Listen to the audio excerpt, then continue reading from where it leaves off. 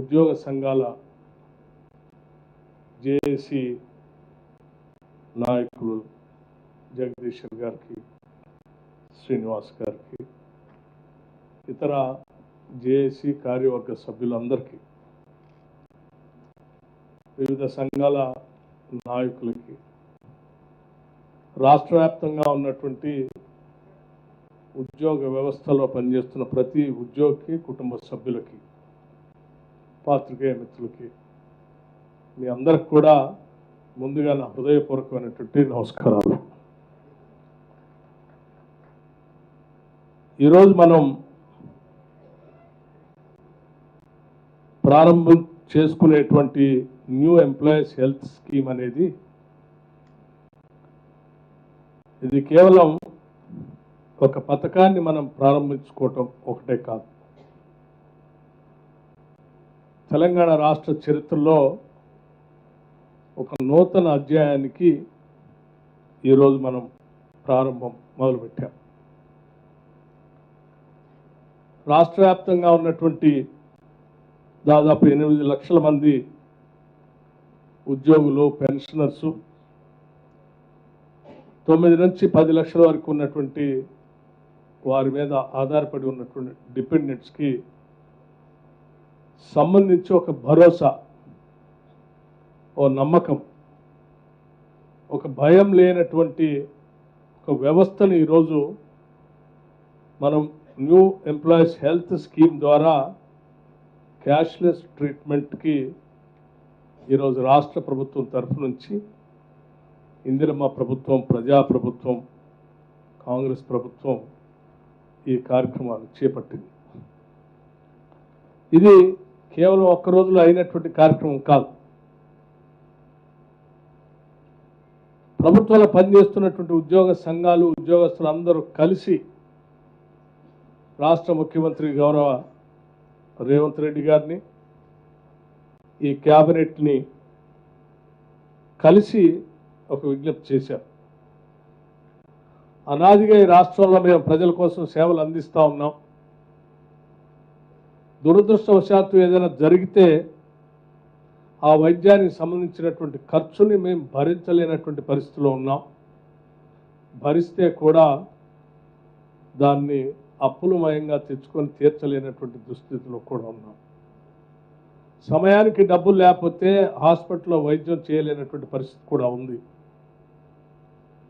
కాబట్టి రాష్ట్ర ప్రభుత్వం చేపట్టే అనేక ప్రజా సంక్షేమ కార్యక్రమాలని, పరిపాలన సంబంధమైనటువంటి అంశాలని కింది స్థాయి వరకు మేము డెలివరీ మెకానిజంలో మా బాధ్యత పూర్తి స్థాయిలో నిర్వహిస్తూ రాష్ట్ర ప్రభుత్వ కార్యక్రమాలను విజయవంతం చేయడం కోసం ప్రయత్నం చేస్తున్న ఈ సమయంలో మాకు, మా కుటుంబ సభ్యులకు కూడా ఒక భరోసాని రాష్ట్ర ప్రభుత్వం కల్పించాలని విజ్ఞప్తి చేసినప్పుడు ఈ ప్రభుత్వం ఒక క్యాబినెట్ సబ్ కమిటీని నియమించి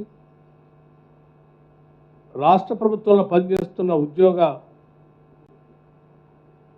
వ్యవస్థ, వారి కుటుంబ సభ్యులు మొత్తం కూడా మన కుటుంబ సభ్యులే, వారందరి యోగక్షేమాలు కూడా చూడాల్సిన బాధ్యత మనదే అని ఒక ఆలోచనని ఈ క్యాబినెట్ నిర్ణయించి ఈ క్యాబినెట్ సబ్ కమిటీకి ఒక బాధ్యత చెప్పింది.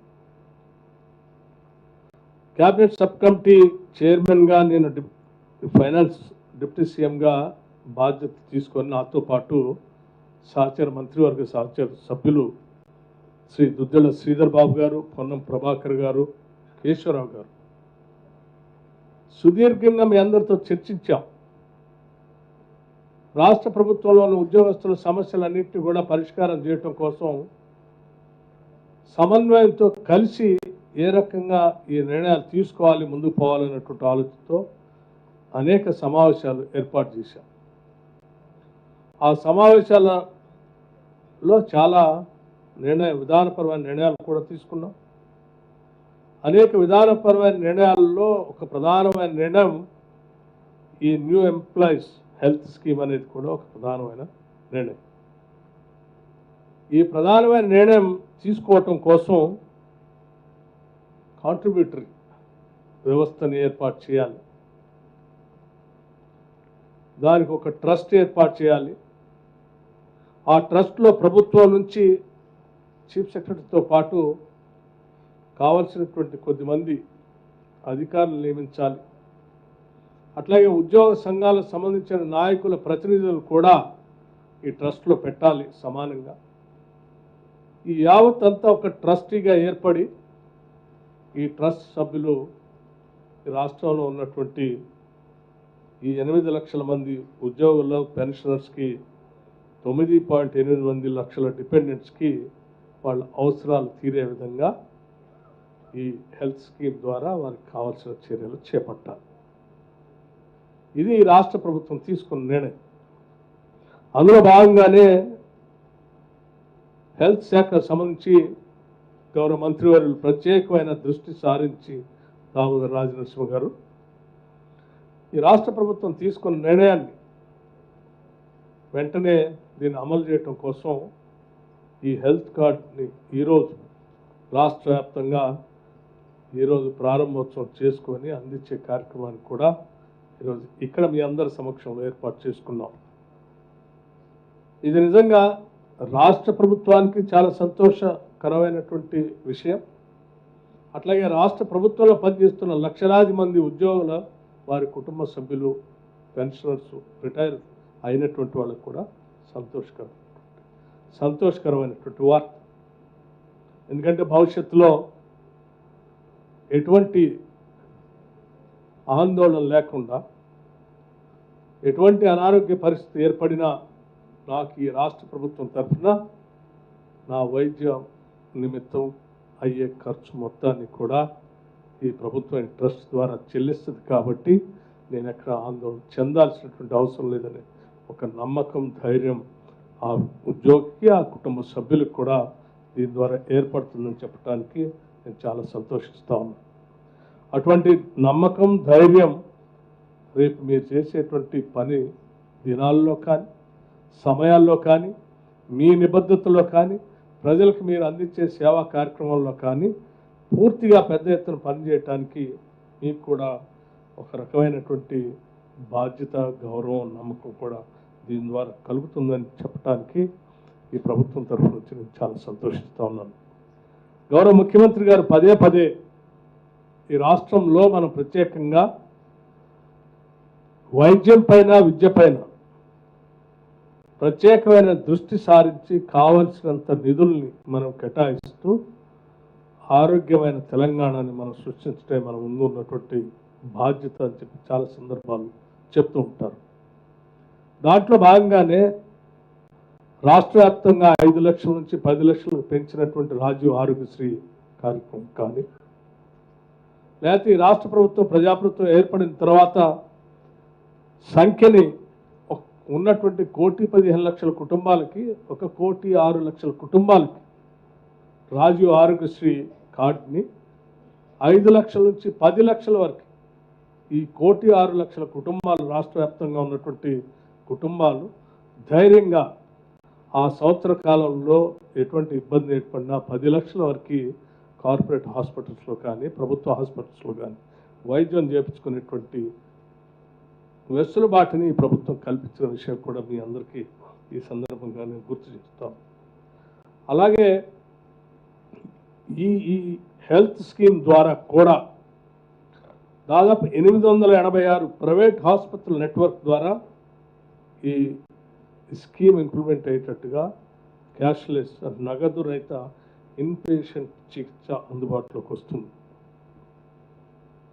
అట్లాగే ఈ పథకం CGHS ప్యాకేజ్ రేట్లు అనుసరిస్తూ 1,816 వైద్య మరియు శస్త్రచికిత్స విధానాలు కవర్ చేస్తుంది. ప్రత్యేక ఆసుపత్రుల నిర్మాణాత్మక భాగస్వామ్యాన్ని మరియు సవరించిన CGHS ఫ్రేమ్వర్క్ కింద పాల్గొనడానికి వారు సముఖతను కూడా వ్యక్తపరిచేందుకు వారందరూ కూడా మేము స్వాగతిస్తూ ఉన్నాం. ఈరోజు ఈ పథకంలో లబ్ధి పొందుతున్నటువంటి ఉద్యోగస్తులు మరియు పెన్షనర్లు ఇప్మిస్ డేటాబేస్తో కూడా అనుసంధానించబడి వారికి ఎటువంటి ఇబ్బంది లేకుండా కార్యక్రమాలు భవిష్యత్తులో జరిగేటట్టుగా పకడ్బందీ వ్యవస్థను రాష్ట్ర ప్రభుత్వం ఏర్పాటు చేసిందని చెప్పడానికి కూడా సంతోషిస్తాను. అట్లాగే నేను మరొక విషయం కూడా చెప్పదలుచుకున్నాను.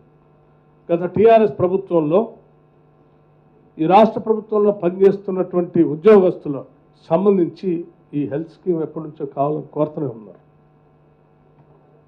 అడిగారు, రిప్రజెంటేట్ చేశారు. చాలా సందర్భాల్లో మరి సకల జనులు సమ్మె పేరు మీద ఈ రాష్ట్రంలో పనిచేసిన ప్రతి చిన్న ఉద్యోగ దగ్గర నుంచి పై ఉద్యోగం వరకు పెద్ద ఎత్తున పోరాటం చేసి అందులో పాల్గొన్నారు.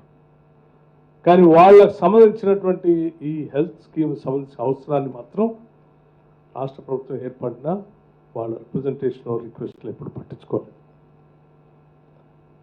మన ప్రభుత్వం ప్రజాప్రభుత్వం వచ్చిన రాగానే ఉద్యోగస్తులు అన్నటువంటి సమస్యలు ప్రధానంగా కేవలం ఈ స్కీమ్ తీసుకురావటమే కాదు, 10 సంవత్సరాలు ఈ స్కీమ్ ఇవ్వలేదు. ఉద్యోగస్తులకి అందుబాటులో ఉన్నటువంటి పెండింగ్ మెడికల్ బిల్స్ కూడా క్లియర్ చేయకుండా పెండింగ్ పెట్టిపోయింది. 1000 కోట్లు పెండింగ్ పెట్టిపోయింది ఉద్యోగస్తులకు సంబంధించిన పెండింగ్ బిల్స్.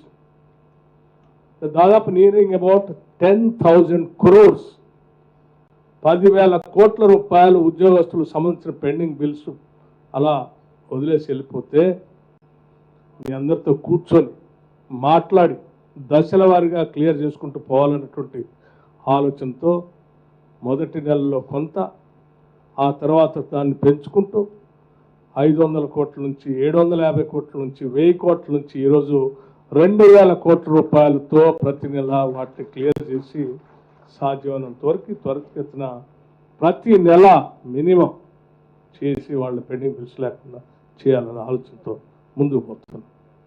నేను మరొక విషయం కూడా చాలా స్పష్టంగా చెప్తున్నాను. ఆ పెండింగ్ బిల్స్తో పాటు మరీ ముఖ్యంగా మానవీయ కోణంతో మెడికల్ అండ్ హెల్త్ సంబంధించిన బిల్స్ ఏ ఒక్క రూపాయి కూడా ఒక్కరోజు కూడా పెండింగ్ ఉండటానికి లేదు. ఏ రోజు ఆ రోజే క్లియర్ చేయాలని చెప్పి ఆర్థిక శాఖలో నిర్ణయం తీసుకొని టోటల్గా 10 సంవత్సరాల నుంచి పెండింగ్ ఉన్న బిల్స్ కూడా ఈరోజు ఒక్క రూపాయి కూడా పెండింగ్ లేకుండా మెడికల్ బిల్స్ని క్లియర్ చేస్తూ వస్తూ ఉన్నాం. మెడికల్ అండ్ హెల్త్ సంబంధించిన పెండింగ్ బిల్స్ ఎందుకు అంత సీరియస్గా తీసుకొని చేస్తున్నాం అంటే, ఎంతో ఈ ప్రభుత్వానికి ప్రజలకు సేవ చేస్తున్న ఈ ఉద్యోగ సంబంధించిన కుటుంబ సభ్యులు ఏదో ఆసుపత్రుల్లో వైద్యం చేయించుకొని వస్తే ఆ బిల్లు ఎక్కడో అప్పు తీసుకొచ్చి కట్టితేనో లేకపోతే ఇంకో రకంగా ఉంటుంది, అది తీర్చలేక రోజు వాళ్ళింటికి ఎవరో వస్తే తను మదన పడుతూ ఇక్కడ ప్రభుత్వంలో వచ్చి పనిచేసే అవుట్పుట్ కూడా సరిగా ఉండదు. కుటుంబ సభ్యులు కూడా ఏం పని చేస్తామని ప్రశ్నించేటువంటి పరిస్థితి వస్తుంది. ఇది అత్యంత మానవీయ కోణంతో చూడాల్సిన అవసరం ఉందని చెప్పి మాకు ఎన్ని ఇబ్బందులు ఉన్నా మెడికల్ అండ్ హెల్త్ బిల్స్ మాత్రం ఎట్టి పరిస్థితుల్లో ఆపేది లేదని చాలా స్పష్టంగా చెప్పి ఆదేశాలు ఇచ్చి ప్రతి నెల ప్రతి 15 రోజులకు ఒకసారి నేను మెడికల్ అండ్ హెల్త్ బిల్స్ సంబంధించి రివ్యూ చేస్తూ క్లియర్ చేసుకుంటూ వస్తాను. ఇది ఈ రాష్ట్ర ప్రభుత్వ ఉద్యోగుల పట్ల ఈ ప్రభుత్వానికి ఉన్నటువంటి నిబద్ధత, ప్రేమ, అభిమానం, ఆత్మీయత అని చెప్పడం కోసమే నేను ఈ ఉదాహరణ మీ దృష్టికి తీసుకుని వస్తూ ఉన్నాను. యావత్ క్యాబినెట్ మొత్తం ఎప్పుడు క్యాబినెట్ సమావేశాలు జరిగినా ఆ క్యాబినెట్లో ఉద్యోగస్తులకు సంబంధించిన ఏ అంశం వచ్చినా వెంటనే పాజిటివ్గా స్పందిస్తూ ముఖ్యమంత్రి రేవంత్ రెడ్డి గారి దగ్గర నుంచి మొదలు పెడితే ప్రతి మంత్రి ఈ రాష్ట్రంలో పనిచేస్తున్న ఉద్యోగుల అవసరాల కోసం పూర్తి స్థాయిలో మానవీయ కోణంతో ఆలోచన చేసి ఈ కార్యక్రమాలను చేసుకుంటూ వస్తున్నాం. కాబట్టే ఈరోజు ఇవన్నీ మనం ఇంత త్వరితగతిన చేసుకోగలిగామని ఈ సందర్భంగా మీకు మనవి చేస్తూ మరొకసారి మీ అందరికీ నా హృదయపూర్వకమైనటువంటి అభినందనలు తెలియజేస్తూ we wish you all the best. ఈ కార్యక్రమం ద్వారా మీ అందరికీ ఒకటే విజ్ఞప్తి చేస్తా ఉన్నాం. ఈ ప్రభుత్వం అనేక ప్రజా సంక్షేమ కార్యక్రమాలు తీసుకొని ముందుకు పోతా ఉంది.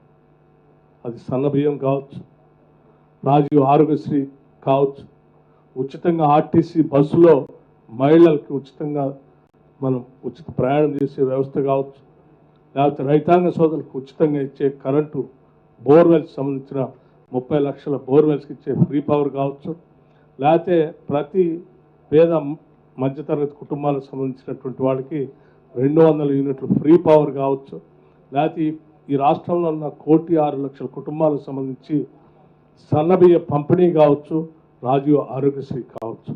ఏ ప్రజాహిత సంక్షేమ కార్యక్రమాన్ని ప్రభుత్వం తీసుకున్నా ఆ కార్యక్రమాలన్నింటినీ ప్రజల దగ్గర చేర్చడం కోసం మీరంతా చిత్తశుద్ధితో, నిజాయితీతో, మానవీయ కోణంతో ఆ ప్రజలకు అందించే కార్యక్రమంలో పెద్ద వారధులుగా పనిచేయాలని చెప్పి మీ అందరికీ మనస్ఫూర్తిగా కోరుకుంటూ ముగిస్తా ఉన్నాను. నమస్కారం. జై హింద్.